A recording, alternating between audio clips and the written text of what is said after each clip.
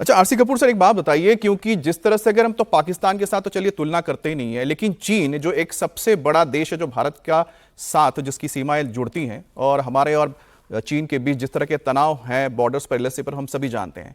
अब अगर देखा जाए, अगर हम तुलना करते हैं भारत और साथ ही साथ चीन के अंतरिक्ष प्रोग्राम की, तो इस पूरे क्षेत्र में भारत कितना आगे बढ़ा है इस पूरे स्पेस टेक्नोलॉजी के मामले में, या फिर हम कहें कि जिस तरह से सैटेलाइट्स को हम स्थापित करते हुए जा रहे हैं अंतरिक्ष में।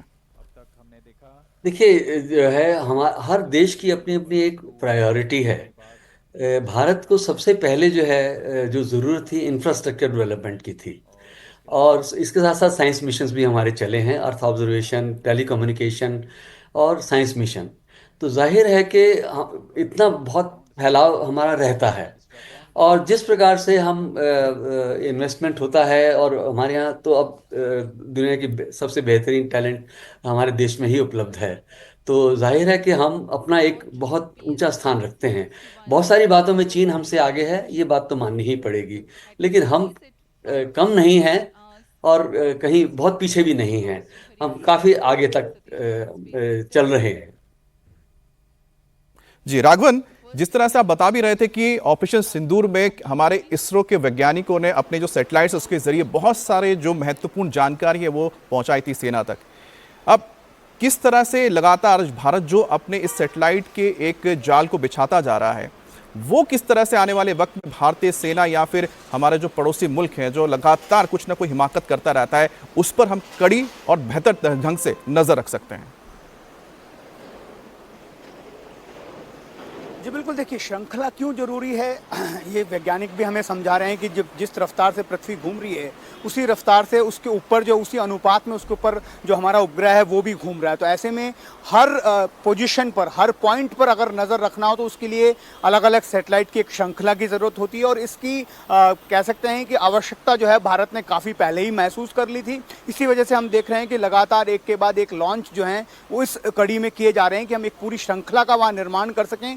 जब हमें एक स्पेसिफिक पॉइंट पर लोकेशन को अर्जित करना हो तो उस वक्त पर वो सैटेलाइट वहां पर अपनी भूमिका को अदा कर सकेगा। सामरिक दृष्टि से ये चीज़ बहुत महत्वपूर्ण है, साथ साथ प्राकृतिक आपदा प्रबंधन में भी, क्योंकि जब हम किसी बड़े साइक्लोन को प्रिडिक्ट करते हैं तो उसका प्रिसिशन जो है वो डिपेंड करता है कि आपके पास सैटेलाइट उस वक्त कितनी जल्दी से डाटा आपको भेज रहा है। तो इस अगर लिहाज से देखा जाए तो दोनों ही दृष्टि से एक श्रृंखला का होना बहुत जरूरी है अमित। और इसी वजह से भारत ने ये कोशिश की है कि एक उन्नत सैटेलाइट की एक श्रृंखला का जाल जो है वो वहां पर बिछाया जा सके। बिल्कुल। आरसी कपूर सर, अगर हम बात तुलना करते हैं चीन जैसे हम बात कर रहे थे या फिर पाकिस्तान की, जैसे कि US-09 सैटेलाइट है, ये किसी भी मौसम में तस्वीर लेने में सक्षम है, वो अपने नजर रख सकता है पृथ्वी पर अलग अलग हिस्सों पर। क्या पाकिस्तान के पास इस तरह की कोई तकनीक है, या चीन के पास तो शायद उपलब्ध होगी इस तरह की तकनीक? देखिए, मुझे एक आपके सामने मिसाल रखनी है। शेर जो है अकेला शिकार करता है और खुद करता है। जी। जो दूसरे जानवर हैं वो दूसरे के मारे हुए शिकार को खाते हैं।